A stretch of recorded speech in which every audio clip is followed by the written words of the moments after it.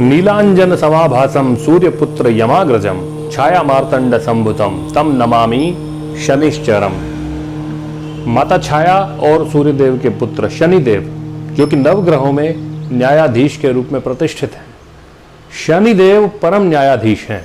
मनुष्य के किए गए शुभ और अशुभ कर्मों का फल शनिदेव ही इंसानों को देते हैं। यदि आपके कर्म शुभ हैं तो शनिदेव आपके लिए शुभ फलदायी होंगे, लेकिन वहीं पर यदि आपके कर्म अशुभ हैं अथवा पाप कर्म है तो शनिदेव आपके लिए दुखदायी भी हो जाते हैं, क्योंकि न्याय करना ही शनिदेव का कार्य है। वे न्याय के देवता हैं और सदैव कर्मों का शुभ अशुभ फल प्रदान करना ही उनका कार्य है। लेकिन किसी भी कार्य का त्वरित परिणाम तब मिलने लगता है जब शनि की महादशा, अंतर्दशा, प्रत्यंतर दशा, अढ़ैया, साढ़े साती इत्यादि किसी भी प्रकार की मनुष्य के ऊपर चल रही होती है।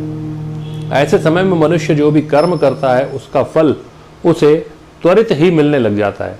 जैसे ही मनुष्य के हाथ से कुछ अच्छा कर्म हुआ तो उसका अच्छा परिणाम भी मनुष्य को तुरंत ही मिलेगा, और जैसे ही कोई पाप कर्म या अशुभ कर्म हुआ तो उसका दुष्परिणाम भी मनुष्य को तत्काल ही मिलने लगता है। जब किसी व्यक्ति के ऊपर शनि देव की किसी भी प्रकार की दशा चल रही हो, ऐसे समय में मनुष्य को अपने कर्मों पर विशेष ध्यान देना चाहिए और शुभ तथा धार्मिक कार्यों की प्रवृत्ति को अपने जीवन में बढ़ाना चाहिए, क्योंकि शनिदेव जिस व्यक्ति पर प्रसन्न हो जाए उसके तो हो जाते हैं वारे न्यारे, वहीं पर उनकी नाराजगी जीवन को तबाह भी कर देती है। इस बार 30 मई को शनि जयंती मनाई जाएगी और यह दिन शनिदेव की कृपा को प्राप्त करने का सबसे अच्छा मौका होता है। इस दिन की गई शनिदेव की पूजा और उपाय बहुत ही लाभ देते हैं। शनि जयंती ज्येष्ठ माह की अमावस्या तिथि को पड़ रही है।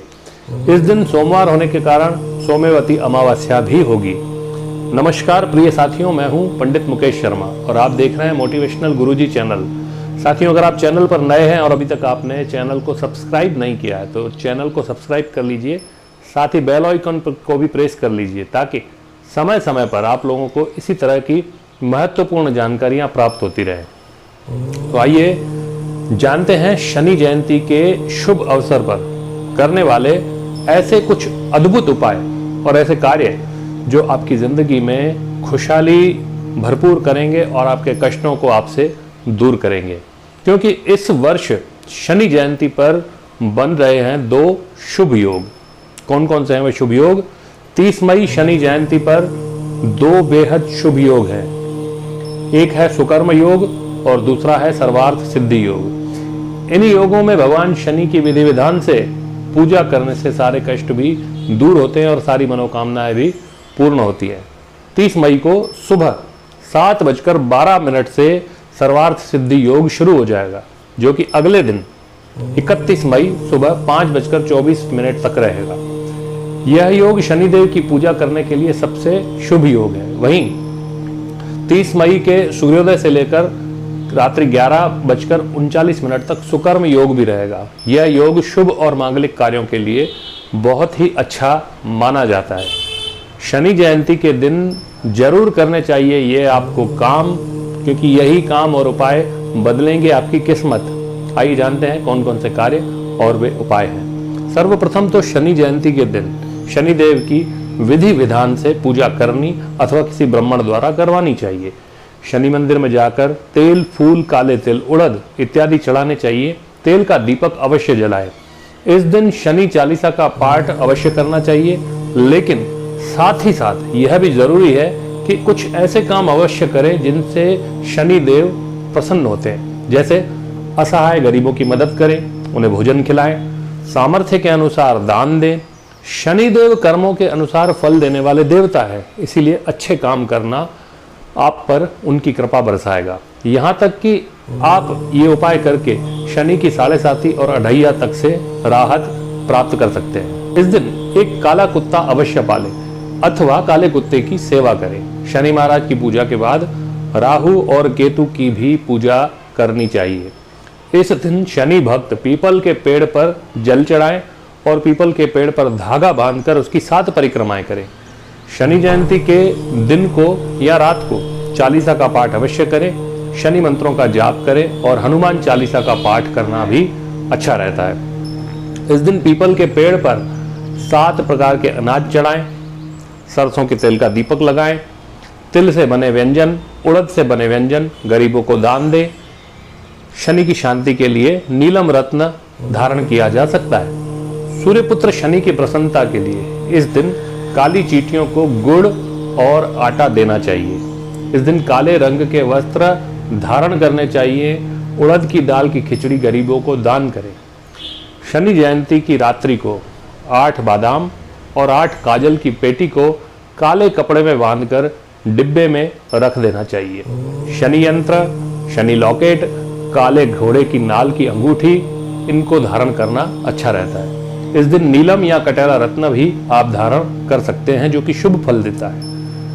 शनिवार के दिन शनि भक्तों को शाम के समय शनि मंदिर में सरसों के तेल का दीपक अवश्य जलाना चाहिए।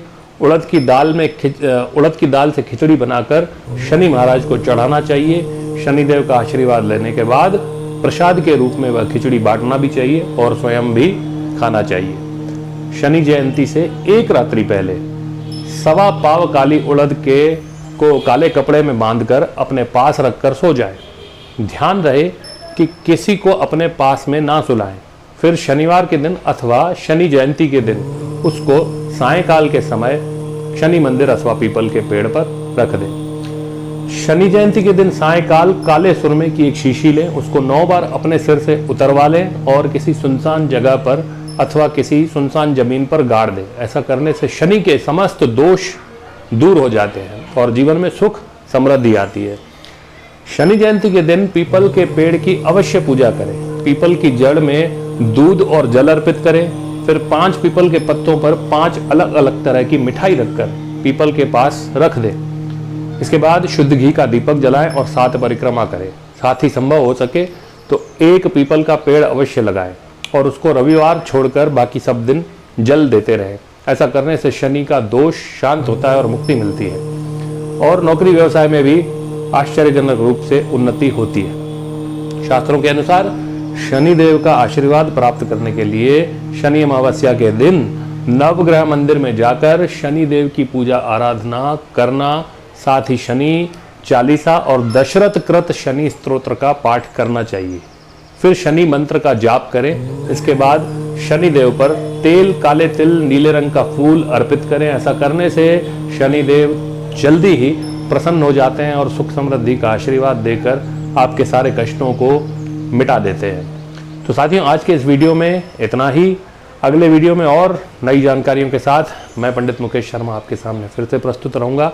तब तक के लिए ओम नमः शिवाय, हर हर महादेव, जय शनिदेव।